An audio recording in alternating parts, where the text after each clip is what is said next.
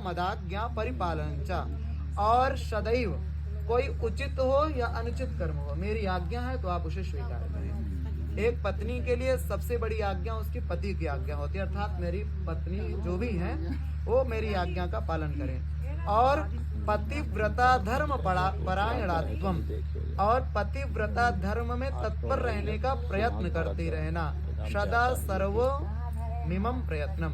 और इन सब पालन का, इन सब वचनों का पालन करो तो आप मेरे वाम भाग में आओ। बोलो स्वीकार है।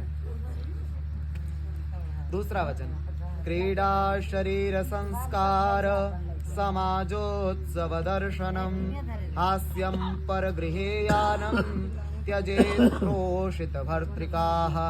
कहा गया दूसरे वचन में वर कहता है क्रीडा शरीर संस्कार, अर्थात कभी भी कहीं पर भी क्रीड़ा करना हो, शरीर का संस्कार करना, अर्थात जैसे साथ ही शरीर का श्रृंगार करके समाज में किसी उत्सव में दूसरे के घर मेरी अनुपस्थिति में कभी मत जाना, तथा पर पुरुषों के साथ हास परिहास नहीं करना। द्वितीय वचन में वर कहता है कि जब कभी हम ना रहें तो हमारे अनुपस्थिति में, जब हम उपस्थित ना रहें, जब तक हम उपस्थित हैं, जब तक हम आपके सामने हैं तो आप खूब हंसिए, खूब विलास करिए, खूब मतलब हास परिहास करिए। लेकिन जहां हम न रहें वहां पर आपको बिल्कुल भी किसी भी पुरुष से आपको हंसने मुस्कुराने की कोई आवश्यकता नहीं है। ये दूसरा वचन है। दूसरे वचन में क्रीड़ा शरीर, अर्थात कोई भी ऐसा कार्य नहीं करना है, कहीं भी आपको बाहर घर से निकलना है, अपने घर को पार करना है तो नियमता यही है कि अपने पति के साथ आप घर पार करें। ये नहीं घर से खटपट तुरंत अपने नैहर भाग जाओ, ये नहीं।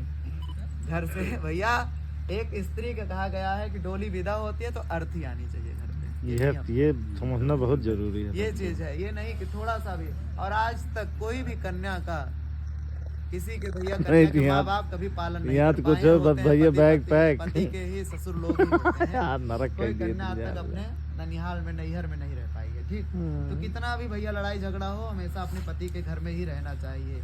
संस्कार यही है, संस्कार अर्थात पति को एक बार वर्ण कर लें तो पति के यहाँ से फिर जब परमात्मा को वर्ण करना हो तभी आप घर से निकले, बस इसके अलावा नहीं। सही बात। और समाजोत्सव दर्शनम, जहाँ कभी हम न रहें तो वैसे स्थान पे भी कोई जाने की इच्छा नहीं व्यक्त करना चाहिए। हास्यम परिगृहेयानम त्यजेत पुरुषित भर्तृका, और किसी भी पर पुरुष के सामने कभी भी हंसना मुस्कुराना नहीं चाहिए। तीसरा वचन सुनिए, उद्याने मद्यपाने च राजद्वारे पिता गृहे आज्ञया बिना न गंतव्यम पतिव्रत परायणे।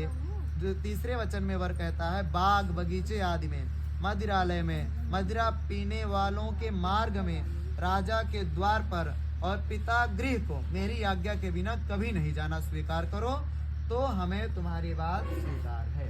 स्वीकार है अर्थात कभी भी बिना मेरी आज्ञा के पिता के द्वार पे नहीं जाना है। ठीक, ये बात हो गया। और नियम है पतिव्रता, पतिव्रता स्त्री कहा गया है। पतिव्रता, व्रत शब्द का अर्थ है व्रत करना। आजकल की स्त्रियां खूब व्रत करती हैं, हफ्ते में 5 दिन व्रत रहेंगी, और लेकिन जो सबसे बड़ा व्रत है पतिव्रत वो नहीं हो पाता है।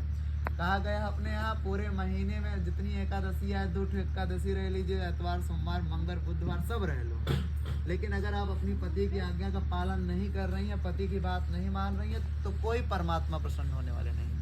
पति परमात्मा इसलिए कहा गया है, इसलिए हर सौभाग्यवती स्त्री को अपनी पति की बात मानना चाहिए। बोले काशी विश्वनाथ भगवान की।